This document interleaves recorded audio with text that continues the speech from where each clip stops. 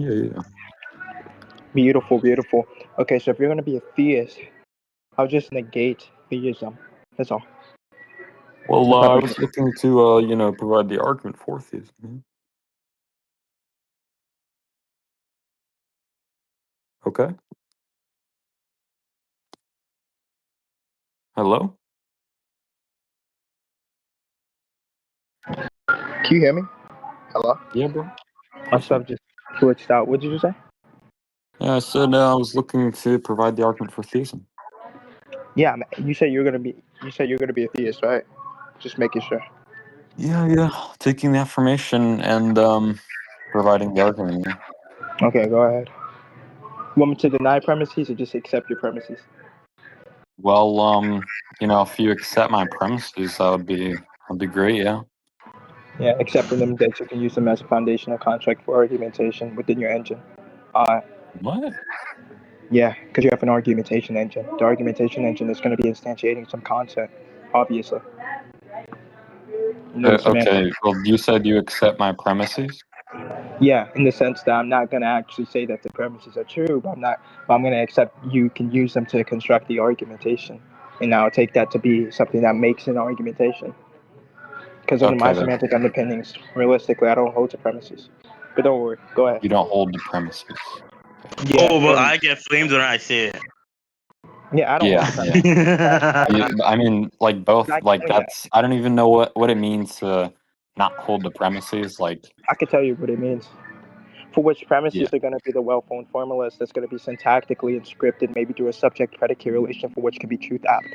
But if you're going to be speaking about premises, that's going to be having those truth aptness from the well-formed formulas that's going to be syntactically inscripted. You're going to be saying that these are going to be things for which you're going to be having the propositional content. But the propositional content, in that sense, I'll just deny propositions. I could just not hold to the subject-predicate relation and just say that the relations is going to be external to the terms, for which the intrinsic, the intrinsicness of that relation is not going to be that which is going to be instantiated within its terms, like how Aristotle would say. So in that sense, it seems that premises would fall in its propositional content. In that sense, you would be failing. All right, man, that's great. So I mean, I don't know how we're gonna like have an argument then. You can have different theories of argumentation. You can have object level knowledge, or you can just say that A attacks B and B attacks C. You can retake an argument to just be these variables instantiated, just like how Dunk did. Or What you does it take mean to attack to attack A and attack B? Yeah, you can have a binary attack relation. We can have like this. What is it an attack though? Yeah, attack is just going to be that which is going to have. Well, it's going to be that which is going to either undermine / undercut or rebuttal another argument. Okay, I mean, typically rebuttals are, taken as like proving it false or something like that. Like, Yeah, and these could be assuming... two atomic sentences. That's not going to be, whatchamacallit, the composition of premises that leads to a conclusion. Okay, but well, what does it mean to like undermine or undercut an argument? Undermine. Well, it depends. So if you can give a contradiction that's undermining, self-undermining speaking, because I don't believe all contradictions are self-undermining. But if you have a contradiction X for which that contradiction is going to self-undermine within a paradigm, and maybe like make a non-trivial theory trivialized, in that sense, you might just say that's what it means to undermine, for which is trivializing the logic. All right, but I mean, typically people take like some contradiction to be, I guess, like something being, well, we could symbolize like just sorry. Okay, yeah, that goes weird. People typically take it to be like P and not P, which would like seemingly invoke truth in that. So I don't know. Like you said, like I don't know, something like you reject truth. But I don't know what you're saying because I hold to contradict some contradictions. I'm a dialetheist, but but well, okay, that's fine. But well, you're saying like you reject premises, and I think you're saying because you like reject truth somehow. But no, it's not that I'm rejecting truth. Although I do reject truth, I am an alethic nihilist, but that's not what I'm saying. Premises are that which is going to be instantiated as a well-formed formula that's going to be syntactically inscripted with a propositional content, and it's going to have some proposition. It's going to be like proposition, right? In that sense, I'm going to deny propositions. Okay, you're taking these premises to be propositions. I'm pretty sure. I'm telling you, I'm denying the propositions because propositions in invoke subject-predicate relations that's capable of being true or false. But I'm telling you that the relations are going to be that which is going to be external to the terms. In that sense, it's not going to be intrinsic, so subject-predicate relations fail. What do you mean it's external to the terms? What is? The relations.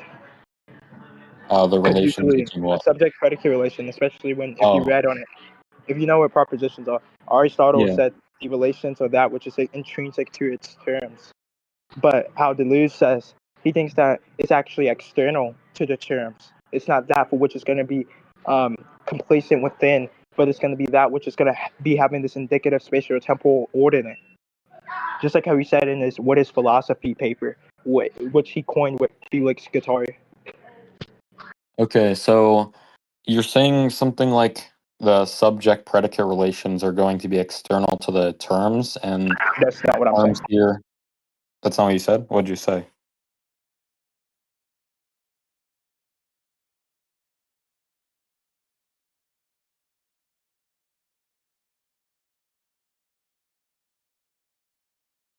By the way, I mean, I don't know if it's like that for everyone else, but it's sort of hard to I'm hear. sorry, my bad. My whole entire thing just keeps on cutting out, bro. My watch sucks. Hi, hello? So, Yeah, hello? Yeah, I said the relations are external to the term, not the subject predicate relation is external to the term. well, I mean, okay, you said like relations simpliciter, but I mean, relations in this context would refer to the subject and predicate relations. And when you say term, do you just mean like the words we're invoking You or say the something? cat is blue, you know, all the is an indefinite article. Cat is just gonna be one of the entities that you're positing, right? Is just gonna be the copula, and then blueness is just probably gonna be the property that's gonna be expressed by the predicate. But in this sense, you're probably gonna be saying that all of this is gonna be terms, correct? But and it has a relation, which is gonna be the is, which is gonna be the copula. But that is, which is the copula, is not going to have a relation that's going to be intrinsic. Under my case, that relation is going to be that which is external, and the verbs are going to be that which carries those terms. Um, the relation. Are you saying the relation between well, when you say the terms, I'm assuming you're referring to the words themselves. Okay, so you're saying the relation between the words, or sorry, you're saying the relation between the subject and predicate is going to be external to the words we're using? To the terms, yes. Well, do you think they're like interchangeable? Words and terms under my paradigm are different. Um, okay. Well, what specifically would be the terms like in the sentence we could say? Like you just say the terms would be like cat and blue and whatnot and like is.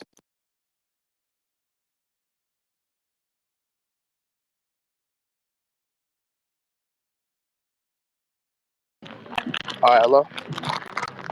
Say that again. There's no. Say that again.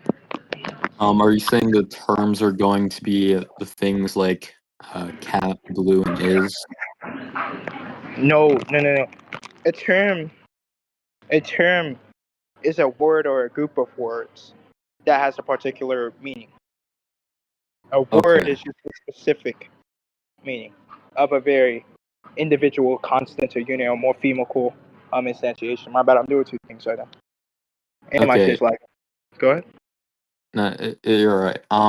Oh wait. So you're saying a term is a word or it's a group of words? It's going to be a word or a group of words that has a particular meaning when they're going to be contextualized. I'm pretty sure this is something you can search up too. You'll literally find this too, if I'm not mistaken, in some philosophical literature. I could probably give you a PDF. Yeah, yeah, for sure. Um, okay, so in this context of like we'd say the cat is blue, would you say the term there is just the entire sentence the cat is blue? Your sentence, no, the terms of that which is going to be complacently expressed by the. But wait, the term is going to be that which is going to be complacent or expressed by that sentence token. And which would be what? What do you mean? Which would be what? What would be the terms of the sentence? The terms are going to probably be everything that's within that.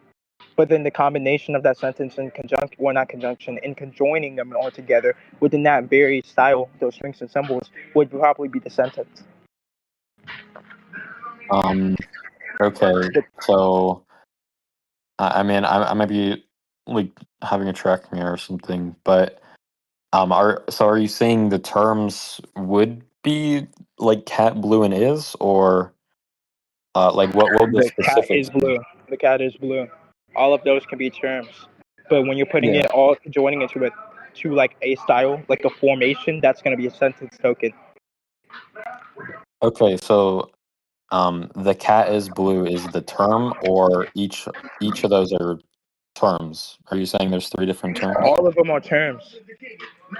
Yeah. Okay, all of them are terms. All right. So I mean, then yeah, it would just be the words in as well. So that's fine. The So words are are that you, which is individuated from the term, though. But keep going, though. yeah. Okay. So are you're saying the subject and predicate relation, which would be cat and blue? You're saying like that relation is external. Cat and blue. Uh, Cat and blue is the property. Cat and cat is the very subject that we're probably going to be ranking over. The is just going to be the article. Is the connection.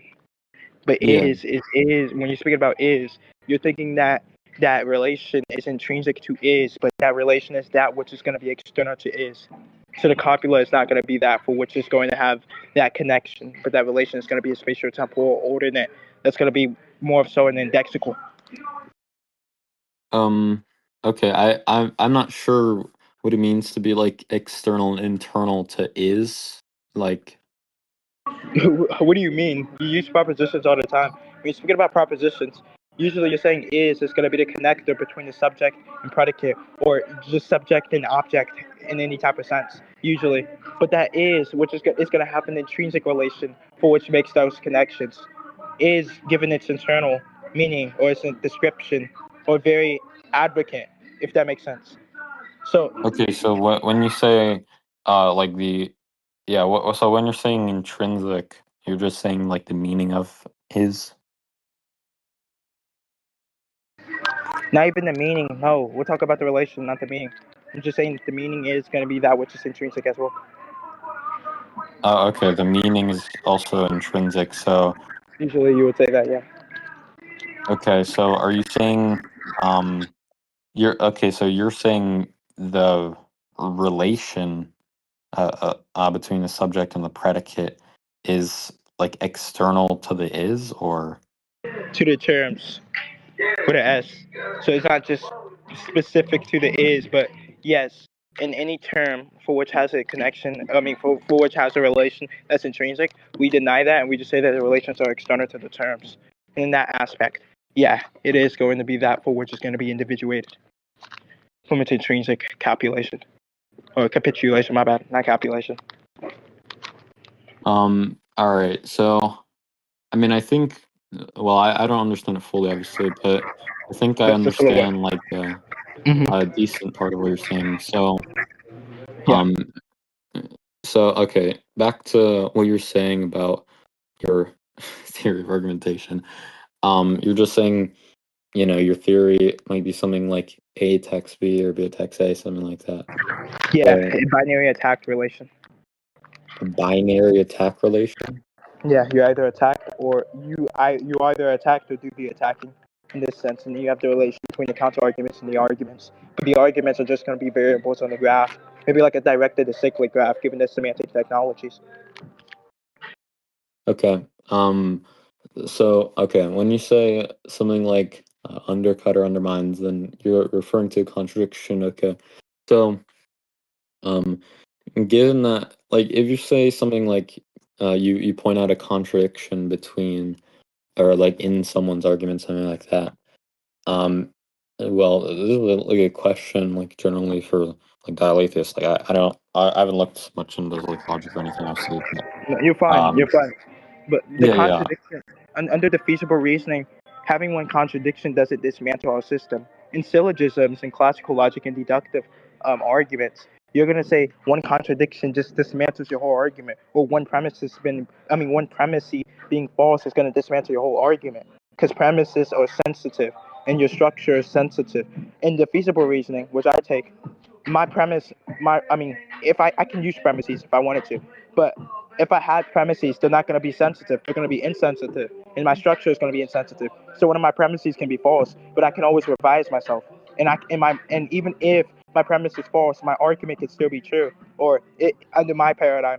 Now, arguments being true in the feasible reasoning is different from arguments being true in classical logic. Because if I say true in classical logic, that's going to be obviously a blunder. But right, because Well, validity, didn't you say because you were an arguments are alethic valid or nihilist? sound. Huh? Didn't you say you were an alethic nihilist? Yes, that could be like an alethic nihilist. Yeah. So then, how are you saying like they can be true? Well, no, I'm just saying somebody could say that, or I could take this to be the case. I'm not saying that they are true. Okay. So, But really, I think that arguments are going to be pragmatically acceptable or unacceptable. you said arguments are pragmatically unacceptable? No, acceptable or unacceptable. That's why I believe for everything. So I don't believe anything's going to be true or false. I'll just say that something is either pragmatically acceptable or unacceptable in this sense. So Or what is neither that is supposed to mean? pragmatically acceptable or unacceptable, huh? What is that supposed to mean? Yeah, so something is pragmatic. Some proposition, if you want to hold to propositions, just for the analogy, some proposition X is pragmatically acceptable if and only if there is no defeaters within an argumentation engine for which is going to self-undermine, for which is going to be sufficient to self-undermine an argument as a defeater in that sense. Okay. And Within that all world. of the feeder is like some contradiction? No, because you can have a contradiction. That's not a defeater. A self-undermining contradiction is the problem. I don't believe all contradictions are self-undermining. That's what I mean. What's the difference? You can have a contradiction X for which that X is going to be X is X and not X. But that X is X and not X is totally fine within a non-trivial theory like dialetheism. But self-undermining contradictions are that which causes a non-trivial system to trivialize, for an example, and trivialize the logic, which a dialetheists would not accept because dialetheists don't accept trivialism. So in that sense, self-undermining would just be trivializing your logic. Okay. And all you mean by like trivializing is saying like something like all Bring in the propositions are trivialism. true? Yep, trivialism. Yeah, I it's like trivialism. trivialism. Trivialism is possible, but it's just not the case. That's what I'm saying. Alright, I typically argue for trivialism sometimes, but Yeah, I like alright. trivialism. Trivialism is a great view. It's just that I believe it's only possible because I'm a possibilist, so I believe everything is possible, but nothing is necessary. So I don't hold to necessities and contingencies. But yeah, that's what I want to kind of like tell you. Okay, well, so I mean, obviously, you're like an atheist as well, right? No, realistically, I'm a pantheist. Yeah. Oh, so you think like the universe is God? No, that's the classical pantheism. You could be like an acosmic pantheist and just say that God is more realer than the universe, and the universe is just an illusion. But no, I'm a pantheist of a Deleuzian lineage, so it's not a lineage, so it's not really an actual coined view because Deleuze was not a pantheist himself. He denoted himself as an atheist or like a godless philosopher, but I believe his metaphysics and his view is compatible with pantheism. So that's why I'm like a different type of hybrid pantheism, if that makes sense. Okay, well, what do you think God is, I guess? I think God is the differentiation in itself, which is the primary productive motive for all reality. Repeat that? God is differentiation in itself. God is differentiation? In itself. Okay. Well, I mean, do you think like God is like conscious or anything? What you say? No, I don't think. No, No. conscious Well, is something in the actual. God is in the virtual. virtual? Yeah, how to act of virtuality, not act potency. What is virtuality? Okay, so actually, I want to give you a great definition. So when you're talking about virtuality, to me, I just think virtuality is just a pre-individual, real but non-stratified field of differential relations and singularities. It's going to be like an infinite process of differentiation in which becoming operates at its maximum intensity, and the body without organs marks the practical undoing of the stratification, which is going to have the deterritorialization.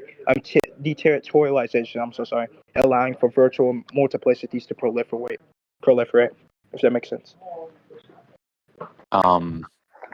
Well, I can't say that really makes sense, but I can explain. So yeah, simply, you are a subject, right? yeah. But what is that for which makes up a subject? Well, you were to go into that. What makes up a subject? It can't be foundations. I mean, because if a subject is made up of foundations, then that would just be the actual field. But we're not saying that everything is just actual. It was always actual, right? I'm pretty sure we both don't agree to that. In this sense, we're saying that the genetic conditions of you, and we're not talking about genetic conditions and so forth, the biological operation, but genetic conditions are going to be the intensities, differential tendencies, capacities, etc. All of these things make you up. Okay. Yeah. Well, that makes like a little bit more sense. Yeah, so anything in the actual exists, anything in the virtual is non-existent, but it's still real. It's still okay. Okay. Yeah. Well, I mean that's fine. I guess we could sort of end the. I mean, it wasn't really a debate, but It was a debate to me. I mean, kind of yeah. an empty session, but I'm sorry. I did not want that. Lucky. But you want to concede here? Or do you just want to end it? I mean, like Keep your dignity? keep my. I mean, like a. I don't know. I don't really think I can track what you're saying. So I guess like sure, if you want to say that's discussion. Okay, so that's a way to get around it. So you want to say I concede or no? What? You want to say I concede or no? Well, when you say I, are you referring to you? I'm referring back to you. Do I want to say that? Yeah.